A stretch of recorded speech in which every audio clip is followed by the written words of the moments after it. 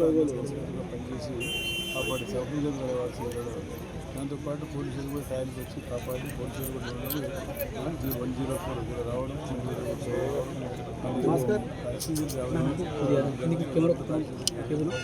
భగవంతుడు కాపాడి ఈ సిబ్బంది ధన్యవాదాలు.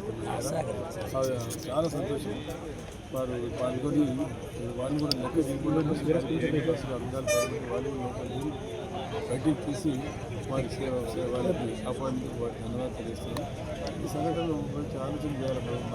మన డబల్ అండ్ డౌన్ చేయనా ఏ రకంగా అయితే ఆర్టీసీ బస్సులు మనము 80 కిలోమీటర్లు సీజ్ చేస్తాము, ఆ రకంగా సీజ్ చేస్తాము.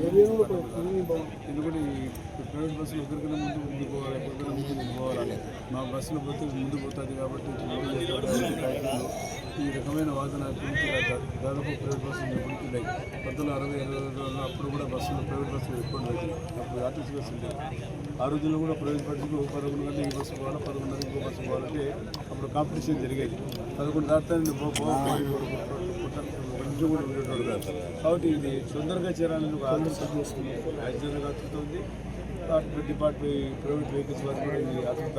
దీనివల్ల మధ్యలో ప్రజలు తెచ్చుకుంటా ఉన్నారు, ఒక అమాయకుల ప్రయాణికులు తెచ్చుకుంటా ఉన్నారు. చాలా బాధాకరంగా నేను ప్రభుత్వం కూడా చాలా ఆలోచన చేసి ఏం చేద్దామని చేస్తే బాగుంటుంది.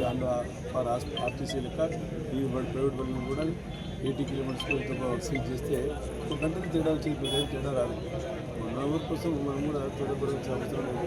ఇది ప్రయాణాలు ఆర్టీసీ బస్సులు కూడా చేస్తూ ఉన్నాయి. కానీ ఆర్టీసీ బస్సులు సగటు జరగడం లేదు కదా, ఎందుకు ప్రైవేట్ బస్సులు జరుగుతూ ఉన్నాయి. అది మనం ఆలోచించుకోవాల్సిన అవసరం ఉంది. మనము ప్రజలు కూడా తెలుసుకోవాల్సిన అవసరం ఉంది. కాబట్టి సంఘటన జరిగిన తర్వాత నాకు తెల్లవారులు ఫోన్ చేశారు. నాకు ఫోన్ వచ్చింది ఉదయాన్నే. ఫోన్ వచ్చిన తర్వాత మళ్ళీ ఇక్కడ సివిల్ నుంచి మా మిత్రులు ఫోన్ చేశారు. ఫోన్ చేసి ఫార్పేట్ తెచ్చారా, ఈవినింగ్ జరిగింది, ఎవరు చావలేదు, అందరూ పెట్టుకున్నారు. రాజ్యానికి ఏ దెబ్బలు తగలకుండా అందరూ కాపాడారు.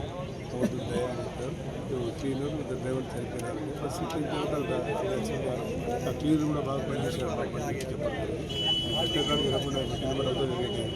ఎవరు ప్రభుత్వం కాపాడే పరిస్థితి ఏదేమైనా సరే దేవుని దేవుడు అందరూ బయట ఉన్నారు.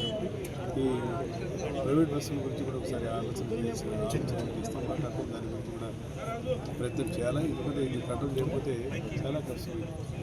కాబట్టి ఈరోజు ఇది జరిగింది. అనుకోకుండా జరగడం, రావడం అనేది రోడ్ ఇన్సిడెంట్ ఇక్కడ రావడం అనేది కూడా బాధాకరంగా. అది డ్రైవరు క్లియర్ తెచ్చుకుని